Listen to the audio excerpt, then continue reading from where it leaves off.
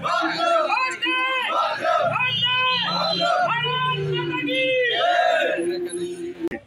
ईंट आज आप यहाँ पे सामने रखते हैं तो तुरंत 4 लोग आकर खड़े हो जाते हैं कि हाँ जी पैसा जाएगा यहाँ पर। बिल्कुल। तो मैं ये कहना चाहूँगा, पेट से भरा हुआ हूँ, मेरे को पैसा कमाने की लालसा नहीं है। पिछले 8 साल से पिताजी की कृपा से मैं समाज सेवा करता आया हूँ और आगे भी लक्ष्य यही है। आप मेरे लिए आज खड़े हैं, दुगने तरीके से अमित गौड़ आपके लिए फ्यूचर में खड़ा होगा। भारत माता की जय, भारत माता की जय। अमित जी आगे बढ़ो, हमारे साथ हैं, अमित जी आगे बढ़ो, हम तुम्हारे साथ हैं, अमित जी आगे बढ़ो, हम तुम्हारे साथ हैं। भारत माता की जय, भारत माता की जय। वंदे मातरम, वंदे मातरम, भारत माता की जय। अमित जी आगे बढ़ो, हम तुम्हारे साथ हैं, अमित जी आगे बढ़ो, हम तुम्हारे साथ हैं। नमस्कार, स्वागत है आपका समाचार कैरी हिंदी न्यूज चैनल में। और इस समय मैं मौजूद हूं नजफगढ़ में। जी हां, नजफगढ़ में आज रविवार के दिन एक खास वीडियो के साथ मैं आपके सामने प्रस्तुत हो रहा हूं और विषय यही है कि ईमानदार राजनीति को नया मोड़। जी हां दोस्तों, एक नए स्लोगन के साथ आज दिल्ली में जो चुनाव है उनकी आहट को देखते हुए जनशक्ति एकता संघ के अध्यक्ष भाई अमित गौड़ जी ने यहाँ पर अपने चुनाव कार्यालय का प्रारंभ किया है, शुरुआत की है। तो आइए सबसे पहले जानते हैं अमित भाई, सबसे पहले तो आपको बधाई हो। बहुत बहुत धन्यवाद संजय भाई। आज जिस तरह का दौर है राजनीति में, लोग पार्टियों में जाते हैं, अपनी तरफ से लोग बहुत कोशिश करते हैं। आपने एक नया रास्ता चुना है, ईमानदार राजनीति को नया मोड़, क्या कहेंगे? संजय भाई देखिए, ईमानदार राजनीति जैसा आप देख रहे हैं पोस्टरों पर लगा हुआ है, ईमानदार राजनीति को नया मोड़। पिछले 8 साल से नजफगढ़ नहीं अपनी तो पूरे बाहरी दिल्ली क्षेत्र में, दिल्ली देहात में जनशक्ति एकता संघ ने, चाहे छावला कांगनेडी में इको पार्क का मुद्दा रहा हो, या नजफगढ़ पुस्तकालय का मुद्दा रहा हो, डीटीसी बस की शेल्टर का मुद्दा रहा हो, या नजफगढ़ जाम का मुद्दा रहा हो, जनशक्ति एकता संघ ने बिना किसी भेद के बड़ी निष्ठा के साथ काम किया है और हम सभी साक्षी हैं और सफलता भी हासिल प्राप्त की है। तो इस बार यही विचार किया गया कि इस बार हम राजनीतिक रूप से हम कदम रखते हैं, क्योंकि यह बहुत ज़रूरी है। अगर आप समाज सेवा को करना चाहते हैं तो उसको बहुत बेहतर तरीके से आप राजनीति में आकर कर सकते हैं। तो इसी के चलते निर्णय लिया गया और आज इस कार्यालय का शुभारंभ किया जा रहा है रोशनपुरा वार्ड में, रिलायंस फ्रेश के सामने, हनुमान मंदिर वाली गली में। अमित जी, आपके सामने बहुत ऑप्शन थे, आप युवा है, लगातार क्षेत्र में आप कार्यरत नजर आए थे, विभिन्न पार्टियां आपके सामने थी, किसी भी पार्टी में आप जा सकते थे। आपने ये निर्णय चुना है कि आज स्वतंत्र रूप से आप यहाँ जनशक्ति एकता संघ के बैनर तले आए हैं, इसके पीछे क्या खास मकसद है? देखिए, जिस नाम से आप समाज सेवा कर रहे हैं, जिस नाम से लोग आपको जानते हैं, तो मेरे ख्याल से वो जो पौधा आपने लगाया उसी वृक्ष की छाया ले तो बहुत अच्छा है। तो यही निर्णय लिया गया कि जो काम किए और इसी को हम मजबूती देंगे और इस काम को आगे बढ़ाएंगे। चलिए अमित भाई, मैं एक और सवाल आपसे जानना चाहूँगा। जो स्थापित लोग हैं, जो वर्षों से अपनी एक कुटिल जटिलता के जरिए जो लोग यहाँ पर काबिज हैं, जो लोग इस जो सर्कल में किसी और को एंट्री नहीं करने देना चाहते हैं, या राजनीति में जो आपने शुरुआत की है, नगर निगम की मैं बात करूँ, प्रथम इकाई है, आपका लक्ष्य भी यही है कि नगर निगम से आप शुरुआत कर रहे हैं। वो जो सर्कल है, जो स्थापित लोग हैं, उसको भेद पाना क्या मुख्य उद्देश्य रहेंगे? क्या सोच करके, क्या किन प्राथमिकताओं के साथ आपने ये क्षेत्र चुना? देखिए संजय भाई, मैं ना एक एयरक्राफ्ट इंजीनियर हूँ प्रोफेशन से, पढ़ा लिखा आदमी हूँ, मैं जानता हूँ कि किस तरीके से भेजा जाएगा और उसी के तहत मैं रणनीति बनाकर काम कर रहा हूँ।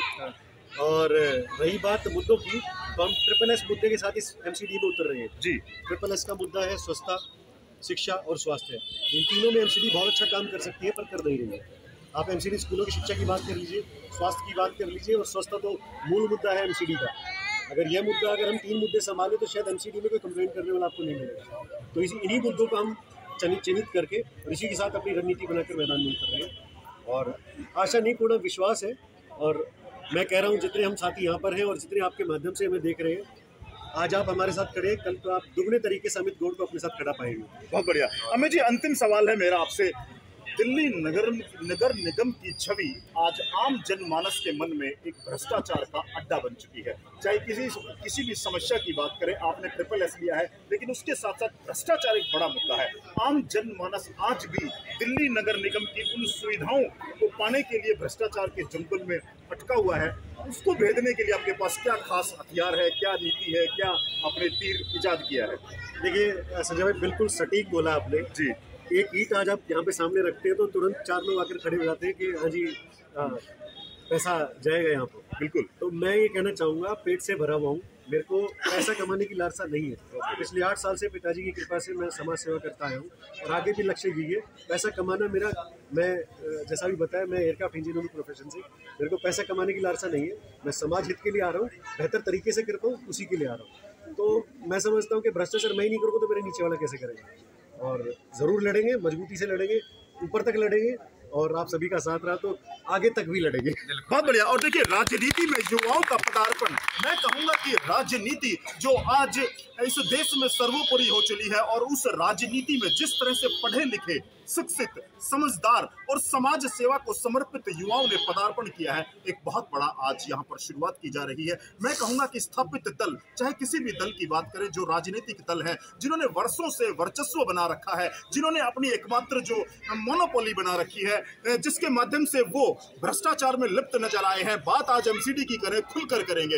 एमसीडी में जितना भ्रष्टाचार दिल्ली प्रदेश में है, उतना आम जनमानस चाहे खुलकर के ना बोले लेकिन उसके दिल में है। जी हाँ दोस्तों, एमसीडी के इस भ्रष्टाचार को लेकर के निगम चुनाव एक बेहतर माध्यम है आपके पास, अपनी जनता के पास, कि आप उन स्वच्छ उम्मीदवारों को चुने, उन लोगों को आगे लेकर के आए, पढ़े लिखे शिक्षित युवाओं को आगे लेकर के आए जो समाज सेवा करना चाहते हैं राजनीति के माध्यम से। ऐसी ही एक शुरुआत आज नजफगढ़ में की गई है, 44S वार्ड में, जो नजफगढ़ विधानसभा का एक महत्वपूर्ण वार्ड माना जाता है। यहाँ से एमसीडी में महत्वपूर्ण पदों पर काबिज लोग बैठे हैं। पिछले चुनाव की मैं बात करूं, लगातार रोशनपुरा वार्ड की मैं बात करूं, तो यहाँ से एक दिग्गज और धुरंधर लोगों ने इस वार्ड का प्रतिनिधित्व किया है, लेकिन हालात वही हैं, हालात सुधरे नहीं हैं। अब एक उम्मीद की किरण जगी है कि एक पढ़ा लिखा युवा राजनीति में आना चाहता है और इन सभी स्थापित दलों के वर्चस्व को चुनौती देता नजर आया अमित गौड़। देखते हैं कामयाबी कितनी मिल पाती है। अभी तो चुनाव की नहीं है,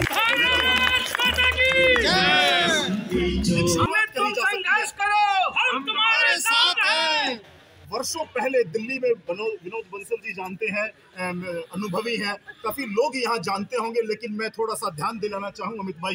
वर्षों पहले दिल्ली में इसी तरह से एक शुरुआत की गई थी, इसी तरह से एक आंदोलन के माध्यम से दिल्ली की जनता को यह सपना दिखाया गया था कि अब आपके वो सभी चाहतें पूरी होंगी, आपके वो सभी काम होंगे और आपके लिए दिल्ली एक सपनों का शहर बनेगा। लेकिन वो चीजें जो कि त्यों है, ठीक है, राजनीति अपनी जगह है, लेकिन मैं कहूंगा कि पढ़े लिखे, वेल सेटल्ड, जी हाँ, आज अमित गौड़ जैसे भाई जो इस समय राजनीति में आज जिन्होंने प्रवेश किया है, वो सर्वसंपन्न है, उनका बहुत अच्छा जीवन चल रहा है। उनका जो ग्रुप है, मैं लगातार देखता हूँ, नजफगढ़ में बंसल साहब देखते हैं, तमाम चीजें देखते हैं, वो काफी दिनों से कार्य कर रहे हैं, चाहे भगवान परशुराम सेवा दल की बात करें, जनशक्ति एकता संघ की बात करें या अन्य विषयों की बात करें। जब इस तरह के युवा राजनीति में परिवर्तन के मकसद से राजनीति में कदम रखते हैं तो बहुत अच्छी शुरुआत है, बहुत अच्छा एक संकेत है। आने वाले दिनों में कम से कम नजफगढ़ विधानसभा के इस वार्ड के लोगों के लिए एक उम्मीद जगी है कि एक ऐसा युवा जो केवल और केवल वार्ड के हित की सोच करके राजनीति में आना चाहता है, उन लोगों के लिए एक अच्छा अवसर आज प्रदान किया है जनशक्ति एकता संघ के माध्यम से। बंसल साहब के विचार लेंगे, बड़े अनुभवी है बंसल साहब। इन तमाम चीजों पर, इन तमाम मुद्दों पर एक लंबी बहस हो सकती है, लेकिन मैं आज के हालात की बात करूं, अमित गौड़ जैसे युवा जब राजनीति में आते हैं तो कितना प्रभाव पड़ेगा जनता की उम्मीदों पर, आकांक्षाओं पर, वर्तमान राजनीतिक जो व्यवस्थाएं हैं उन पर? देखिए, सबसे पहले तो मैं बधाई देता हूँ अमित गौड़ जी को कि उन्होंने आज एक बहुत अच्छी पहल और एक अच्छी शुरुआत की। अब आने वाला समय जो है वो राजनीति को नया मोड़ ही देने का आएगा। तो जो पिछला इतिहास है वो अब लोग उसको नकार चुके हैं और उसकी चर्चा भी नहीं होना चाहिए। अमित गौड़ समाज सेवा से राजनीति में आने की इच्छा रखते हैं और मैं समझता हूँ जिस व्यक्ति के पास टीम अच्छी हो वो हमेशा कामयाब होता है। मैंने इनके कामों को बहुत करीब से, चाहे वो वन वे ट्रैफिक का मुद्दा हो, जून के महीने पर भरी दोपहरी में, हालांकि उनके साथ मुझे भी खड़ा होना पड़ा, मैं उसको सजा नहीं मानता, मैं उसको बहुत बड़ा अपना एक उपहार मानता हूँ। मैं उनको बधाई देता हूँ और साथ में ये कार्यालय केवल अमित गौड़ का नहीं है, उन सब लोगों का है जो ईमानदार राजनीति को एक नई पहचान देना चाहते हैं। इसके लिए मैं बधाई आप सबको देता हूँ।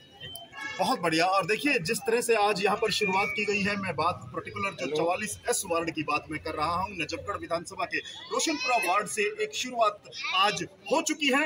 ये चुनाव कार्यालय है, पूर्णतया से चुनाव कार्यालय के बैनर तले ही आज अमित गौड़ भाई ने यहाँ पर शुरुआत की है। और ये शुरुआत उन सब स्थापित भ्रष्ट करप्ट राजनेताओं के लिए एक चुनौती है कि एक युवा बदलाव ला सकता है। एक युवा राजनीति से वर्षों से स्थापित उन लोगों के आधिपत्य को चुनौती देता नजर आता है, समाज की आवाज बनकर, सभी आम लोगों की आवाज बनकर इस युवा ने एक हौसला दिखाया है, इस युवा ने एक शुरुआत की है। उम्मीद की जाती है कि इसी तरह से युवा राजनीति में आगे आए, कुछ बदलाव के लिए, कुछ बेहतर बदलाव के लिए वो अपना प्रयास करें, अपने अनुभव के माध्यम से, अपनी समाज सेवा के माध्यम से, यही उम्मीद की जा रही है।